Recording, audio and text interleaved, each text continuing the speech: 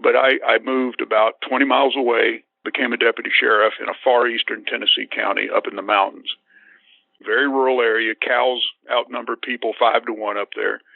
And it's a pretty quiet place. We normally have 1 or 2 deputies on at a time, sometimes only one, sometimes none in the middle of the night. So that gives you an idea of this is a very rural area, and a lot of the county has national forest, or it borders the Great Smoky Mountains National Park. At that time, we had about 2 or 3 years of drought-like weather. Very dry. We'd had a lot of small fires. We'd had maybe one big fire the summer before. This was more in the fall than in the spring, and we were hoping to get some rain, but it had been a very long, dry, hot summer. So the Forest Service had started a fire watch. Now, nowadays, I think they have more sensors and cameras and things like that. But at the time, they had fire towers, and park rangers and other volunteers would go stay up in these towers for 8 to 12 hours at a time, and they had a reporting protocol. They had radios, they had binoculars, and all of this stuff. So just to help out as a deputy sheriff, what I was doing to save these guys some miles, because the fire tower in our county was, again, 30 to 45 minutes off the beaten path. And these guys would have to drive their vehicle up and just leave them in the woods and walk up. So I discovered that one of these rangers lived near me. His name was Dobbs. And so we struck up a friendship, and I agreed, since I was on duty and it was county gas, that I would pull around, pick him up, and I would drive him up to the foot of the trail. And it was a gravel turnaround area at the end of a Forestry Service road, and drop him off, and he would walk up the trail for about probably 30 minutes before he got to his fire tower. And then myself or someone else would pick up the off-going ranger, and so we were helping him out. And I struck up a friendship with this guy. He was a good guy. He liked to fish and hunt. And he packed a .44 Magnum revolver on his hip, so we talked about that. And he had put together a little bag, a little kit, and he had coffee and things like that in his kit. And he had a radio, and he had different things, binoculars, and he showed me his kit. He called it his Fire Watch kit. And he had a big walking stick. And I would drive him up there. And on this particular day, I was actually supposed to pick him up in the afternoon. Someone else had taken him up there. So I had the relief ranger in my car, and I drove up there and dropped him off. And I didn't know this guy. I can't even remember his name right now, but he had just been pulled in from a different district to help out with the fire watch in this area. So he pops out of the car, says, "All right, good to meet you." "Yeah, good to meet you." And off he goes. He goes on up the trail. And the trail is, again, pretty steep going uphill. So I turned the car around, and I sat there, and I waited. And I had brought a thermos of coffee for the guy and everything. He's my new friend. And I figured about 15 minutes, he ought to be meeting with the other ranger, 5 minutes or so to exchange any pass-ons or anything, and then my friend would come walking out. And he always tried to get out before dark. And at this time of year, dark was coming about 6:30 at night. So I sat there, and I figured about 15 minutes. I turned on the radio, listened to some news and stuff. And that's when I realized it'd been probably about half an hour. So I started to get concerned. It started to get dark. And I turned on Spotlight, and I shined it up the trail off my cruiser, thinking, maybe he's delayed. Something's held him up. So I wanted to make sure and illuminate the trail for him. And then it got dark. And so I turned on my overhead lights, the blue and red flashing lights. And I said, well, this way, if he's, all he's got to do is come downhill, but he may wind up on the road, a mile away from me or something. So I wanted to flash the lights to where he could see where I was. And I waited another half hour. Now it's pitch black out. So I was worried. I was worried about my new friend. I was worried what was going on. So I got out of the car, and I grabbed the thermos of coffee. I grabbed my flashlight. And I just at the last second reached back into that car and grabbed my Winchester .44 Magnum rifle. And I had a spare key, so I locked the car up, but I left it running with the lights flashing so that we could find our way back. And I took off up this trail. And I'd never been here before. And it was a lot steeper than I thought. I mean, I was pretty wore out in just about 10 minutes of walking up this thing. You're basically on your balls of your feet and your toes. and you're reaching for it, and I'm using the butt of this rifle as a walking stick, and I'm grabbing trees to pull myself up. So I kind of had a new respect for these guys. But I get up, well past where I thought the two rangers should have met at the halfway point. And I realized that, it's dark enough. Maybe I should go back. This is when I began to smell smoke. And I realized that, okay, there's a fire, and this is what's delayed these guys. But just what really bothered me at this point was that, having been in this situation before, everything that happened in the river came back to me, and I don't know why, except that I was in the woods and it was at night. I've been in the woods a million times since that incident, but it was like someone took an ice cube and ran right down my back. Everything that I had buried in the pit of my stomach came back, because my skin began to crawl, and I realized something is not right. And it's not just the fire. Something's not right in the woods, and the thing that's not right is me. I'm out of place. And I distinctly had the feeling that I'd been watched, that something was wrong. And this is why I didn't turn around and go back to my car and call in the fire. And I moved forward at this point, and I started yelling out my buddy's name, Dobbs, Dobbs. And I got concerned for him. And I got all on up the trail, and I got to an area where there was a clearing. Now, at this point, I'm almost up to the fire tower, because I'm almost up to the ridge. I certainly should have seen these guys. And at this point, the smell of smoke is heavy. There's an orange glow in the sky. We had a little moon. The moon had finally come out. And, I didn't just have to use my flashlight to see, but I could see that orange glow in the sky. And I knew we had a forest fire. And as I moved up on the ground in front of me, something caught my eye, and I bent down, and it was Dobbs's hat. It was a ranger hat, and had a little pin on the front that, had reflected, and I'd seen it. And I got very concerned at this point, and I yelled his name as loud as I could. I just yelled Dobbs as loud as I could and screamed it over and over. And very close to me, I hear a voice that says, "Shut up, it'll hear you." And that scared the fire out of me, because the voice was, 10 feet away from me. And, I turned around and looked, and I took my flashlight, and I'm shining it around, and I finally saw him, and he had his back up against a rock, and due to the steepness of the trail, this rock, he could kind of lean on it and stay on his feet.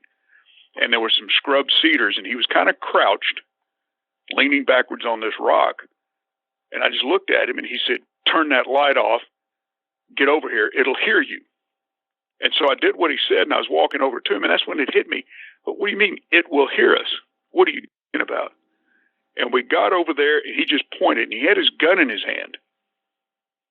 And so, I raised my carbine, and I'm looking around, and he points with his gun, and I look. Now, this is a small oval-shaped clearing.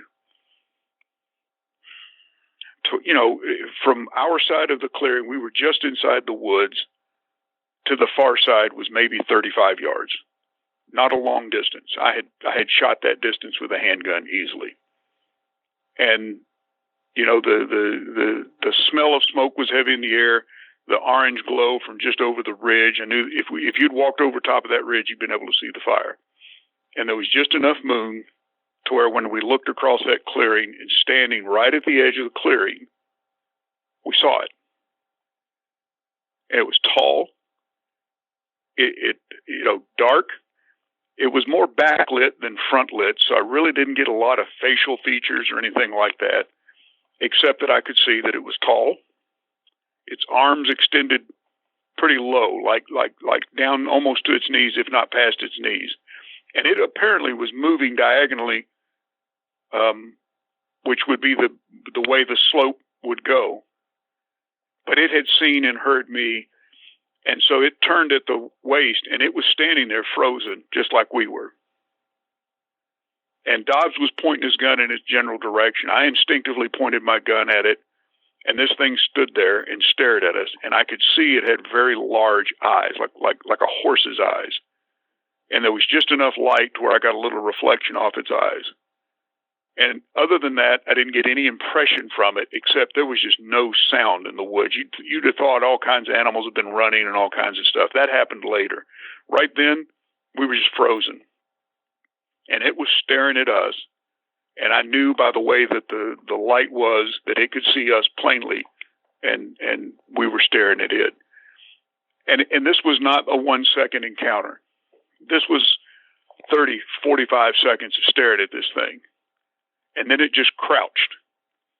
And it crouched all the way down to the ground, and it's almost like its elbows was on the ground and its arms were extended out. And that's how long its arms were.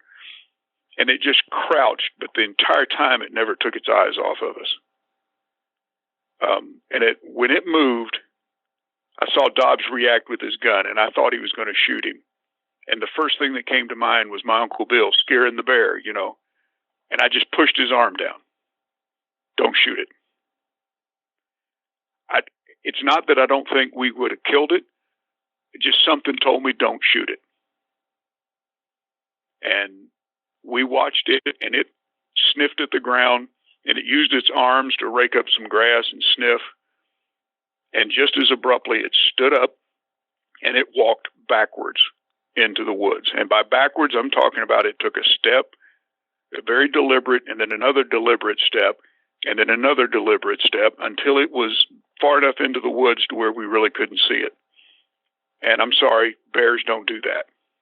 Immediately, we heard it moving, and we could hear the trees and the brush, because, again, once you're off the trail, this is pretty thickly brushed areas. There's a lot of, thorns and thickets and wait-a-minute vines. And this thing was crashing through that, and it was circling that oval clearance. It didn't take off in another direction. It didn't run downhill away from the fire. It was circling that clearing like it was going to try to come up on us. So I grabbed Dobbs. Dobbs nodded. He snapped out of, stared at this thing. And we started doing the same thing. We started circling in the opposite direction, headed uphill as it circled downhill. This one did not, I kept waiting on it to go, hey, or something, or why, or something, but it never made a noise. And so once we got up closer back to the trail on the top side of the clearing, we took off for the fire tower. This is when I talked to Dobbs. I said, are you okay? He goes, yeah. And I said, what happened? And he, on his way down, when he caught up with the other ranger, they smelled the fire, and they turned around, and they went back up to the tower, and the other ranger began to scout the fire. And Dobbs said, well, I'm going to go down, get with the deputy. We'll call this in, because his radio wasn't working or something. And that's when he ran into this thing.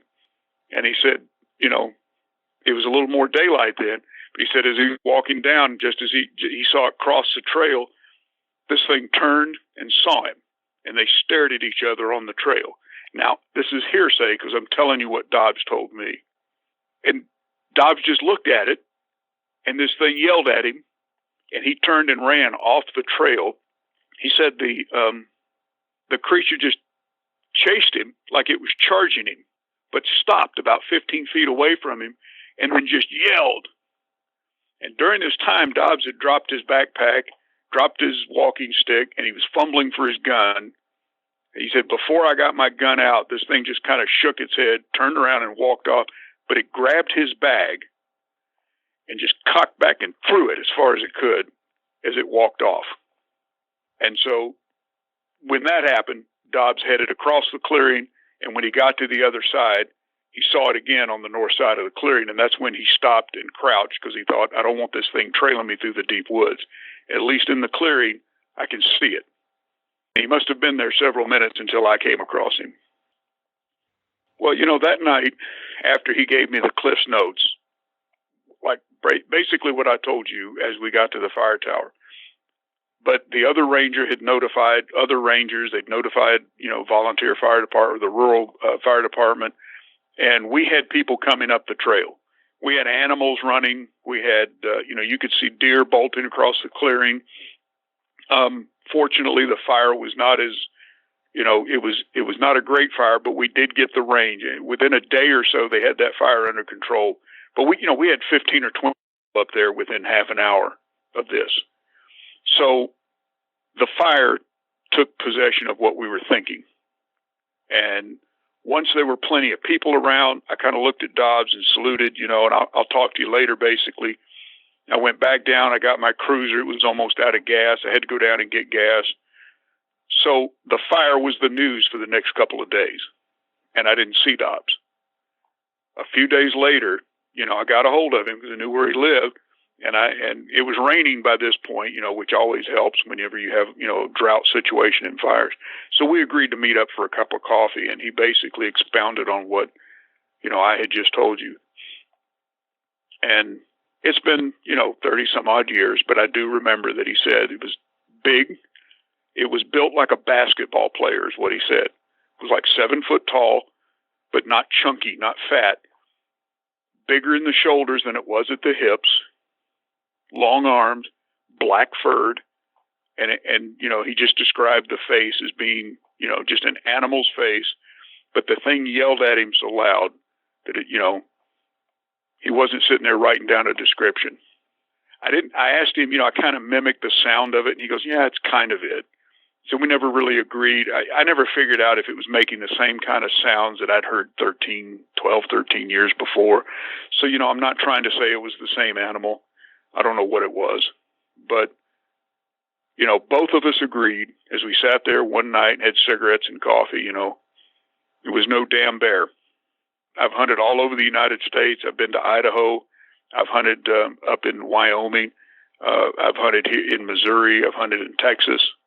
I've seen all kinds of animals, and I continue to hunt and fish all over western North Carolina and eastern Tennessee. It's not a bear. I've seen many bears.